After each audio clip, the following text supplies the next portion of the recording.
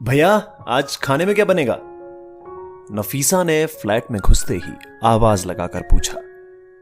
देख लो आंटी, जो भी सब्जी हो बना दो, अपने कमरे में बैठे बैठे ही प्रशांत ने कहा।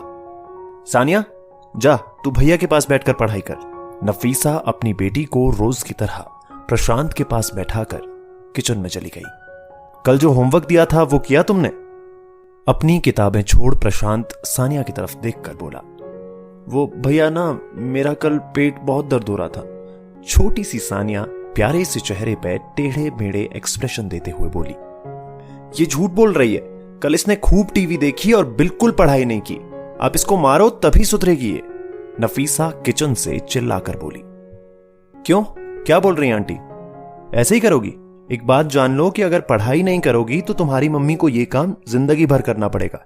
क्या तुम चाहती हो कि मम्मी हमेशा ऐसे ही काम करे? मुंह लटकाकर बैठी सानिया की तरफ देखते हुए प्रशांत बोला। नहीं भैया, सॉरी, अब मैं रोज पढ़ूंगी और सारा होमवर्क भी करूंगी। रोते रोते सानिया ने सिसकियां लेते हुए कहा। गुड गर्ल, चलो अब अपनी मैथ्स की बुक निकालो और जो कल एक्सरसाइज कराई थी उसको खुद से करो। मैं अभी आता हूं। अपनी कुर्सी से उठकर कमरे से बाहर जाते हुए प्रशांत बोला। भैया, कितनी रोटी बनेगी? नफीसा ने किचन में आटा निकालते हुए प्रशांत से पूछा। अरे हाँ आंटी, मैं बताना भूल गया, आज सिर्फ मेरा ही खाना बनाना, और कोई नहीं है रूम पे।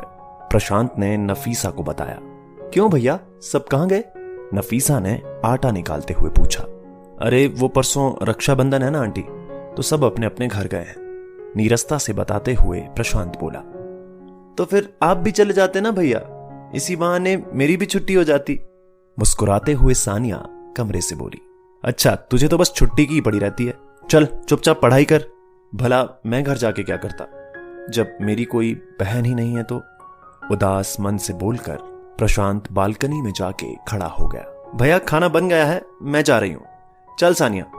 बालकनी में अकेले बैठे प्रशांत की तरफ देखकर नफीसा बोली। ठीक है आंटी। बालकनी में खड़ा पूरे शहर के सन्नाटे को अपने अंदर महसूस करता प्रशांत बस इतना ही कह पाया। 2 दिन बाद। आंटी, आज बड़ी जल्दी आ गई। दरवाजा खोलते हुए प्रशांत ने नफीसा से कहा। हाँ भैया, आज सानिया को बड़ी जल्दी हो रही थी। सानिया के सर पर हाथ फेरते हुए नफीसा बोली। अरे सानिया, ये सब क्या है तुम्हारे हाथ में? सानिया के हाथ में कुछ सामान देखकर प्रशांत ने पूछा। भैया, आप पहले अंदर तो चलो, फिर बताती हूं ना। सानिया अपने शरारती अंदाज में बोली। अम्मी, अब जल्दी से एक थाली में लाल रंग और थोड़ा सा चावल रख के ले आओ, और हाँ, उसमें 2 पीस मिठाई भी रख लेना। सानिया अपनी अम्मी को चुपचाप कान में फुसफुसा के बोली। सानिया, आज पढ़ाई नहीं करनी क्या तुझे? ये किचन में क्यों जा रही है बार बार तू? प्रशांत गुस्सा करते हुए बोला। भैया, बस 2 मिनट में आती हूं, वहीं बैठो। सानिया किचन से बोली। 5 मिनट बाद प्रशांत की आंखें अचंभित होकर निहारती रह गईं, उस मंजर को जिसकी कल्पना उसने कभी सपने में भी नहीं की थी। उसने देखा कि एक नन्ही सी मुस्लिम लड़की सर पे दुपट्टा डाल के हाथ में राखी की थाली लिए उसके कमरे में आ रही थी। उन खुली अचंभित आंखों में कुछ नम बादलों ने घेरा बनाना भी शुरू कर दिया था, पर किसी तरह खुद को संभालते हुए प्रशांत ने बोला। ये सब किसने सिखाया तुम्हें? ये सब तो मैंने टीवी पे देखा था। अब चलिए अपना हाथ आगे कीजिए।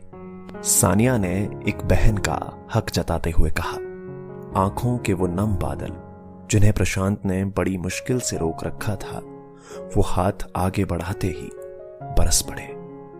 सानिया ने पहले प्रशांत के माथे पर टीका लगाया और फिर राखी बांधकर उसे निहारने लगी। इतने में प्रशांत ने अपना पर्स निकाला और 500 का नोट उसकी थाली में रखने लगा। तभी दूर खड़ी नफीसा ने कहा। अरे, आप इसे पैसे क्यों दे रहे हैं भैया? रहने दीजिए, वैसे भी आप इसे फ्री में पढ़ाते हैं, ये गिफ्ट ही इसके लिए बहुत है।